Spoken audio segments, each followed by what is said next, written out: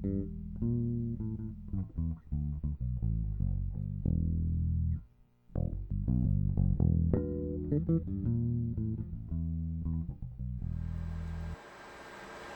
it's Dave, and welcome back to my bass blog. Today I'm going to start with a very simple concept and spend the next few episodes expanding on it. Today's concept is the arpeggio. An arpeggio is an Italian term which means notes of a chord not played simultaneously, such as, but played sequentially, such as. Now, there are many different types of arpeggios and many real fun uses for them.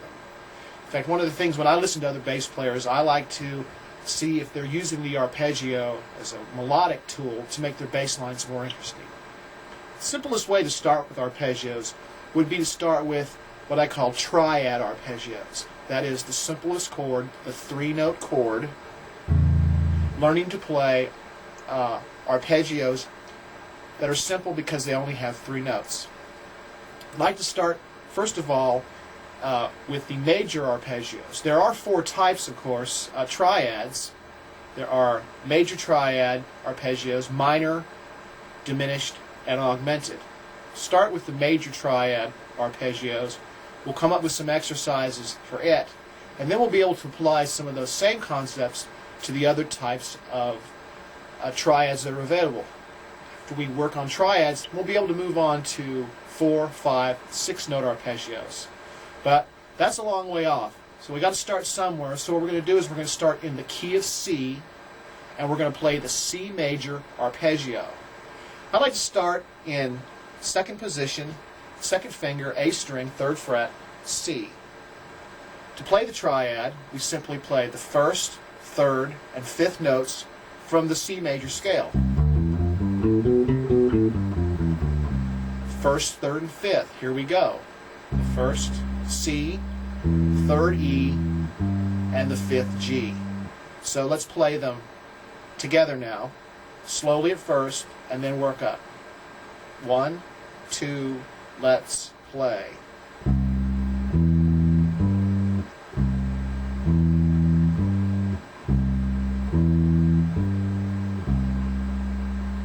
Now we'll play the pattern 1, 3, 5, 3, 1, such as 3, 5, 3, 1, 3, 5, 3, 1. As you can see, we're using fingers 2, 1, and 4. I like to use one finger per fret, even in this position.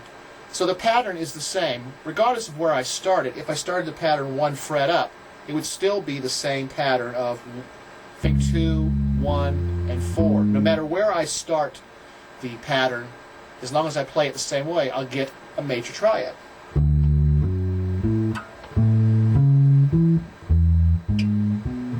But going back to C, we'll review again and go over the C major triad. 1, 2, let's play.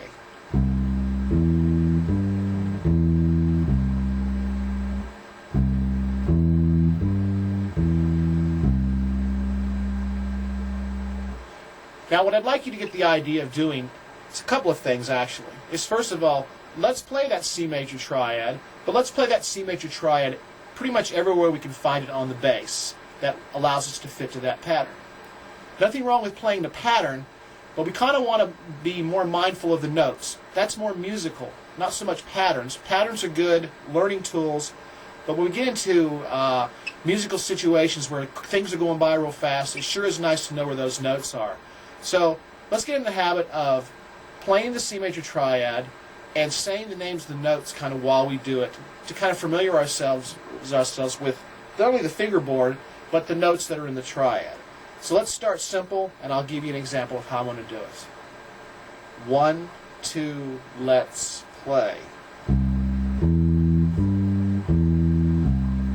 C, E, G, E, C.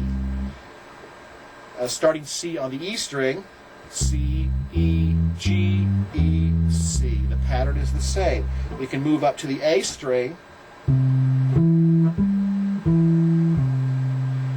to the D string.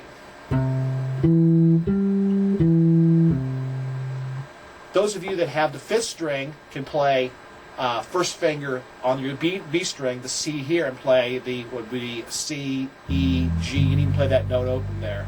So that's another one that, and if you have the 6th string, obviously you can play another one up top.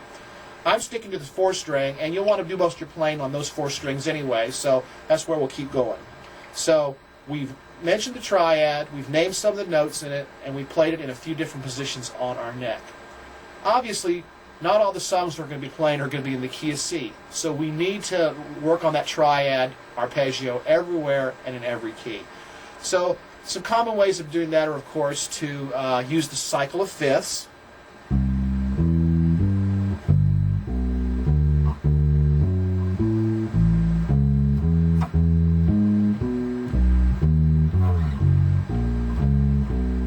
And so forth and so on. Or you can do it in half steps.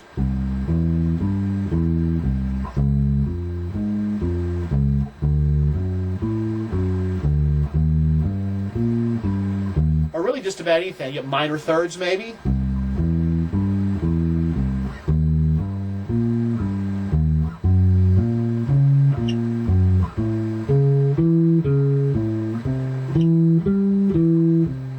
Lots of different ways to get around that arpeggio. Now the next thing I like to do is talk about playing a triad arpeggio exercise using not just the one triad, C, E, G, but how about the triads that are in the chords of that key. In the key of C, the 3 most important chords are the tonic, subdominant, dominant. So let's play the 1 chord, the 4 chord, and the 5 chord, tonic, subdominant, dominant. Let's play those triads together and return. So here we go. Key of C, those 3 triads will be C, F, and G. Same pattern. Let's say the notes. Here we go. C, E, G, F, A, C, G, B, D, C. Let's do it one more time. C, E, G, F, A, C, G, B, D, C. Okay, so now obviously we can take that concept now and move it to different keys as well. For example, we can move up 2 frets to D. The 3 chords are D, G, and A, so we can play D, F sharp, A, G, B, D, A, C sharp, E, D, F sharp, A. Key of D. We can move through any number of keys with that, and always saying the names of the notes while we do it. Very important. Yes, to know the pattern. I can play the pattern anywhere with my eyes closed, but can I say the names of the notes? Those of you that are more familiar with your fingerboard, that won't be as tough for you, but for those of you that are just really getting into the fingerboard, say the notes as you play the triads. Very, very helpful. Lastly, I'd like to play one other triad exercise, basically playing the first triad by itself, the C triad, from the lowest string on your available instrument to the highest string on your available instrument. Since I'm on the 4-string Fender bass, to play the C major triad, C, E, G, my lowest note is E, so I'm going to start on E. Good idea to be also able to name the triads in their other order, G, C, E, E, G, C, other than just C, E, G. So what I'm going to do is I'm going to start playing that triad from the lowest string to the highest string with good shifts, good economy of motion, and let's see how far I can get before I maybe scruff up. So here we go. E, G, C, E, G, C, E, G, C, G, E, C, G, E, C, G, E. I went from the bottom pretty much up all the way to the top and was able to cover all those notes and play them in different positions. See you next time. We'll talk more about triads, ways to play them, and we'll move on to maybe some minor stuff, and then talk about diminished and augmented in a couple upcoming episodes.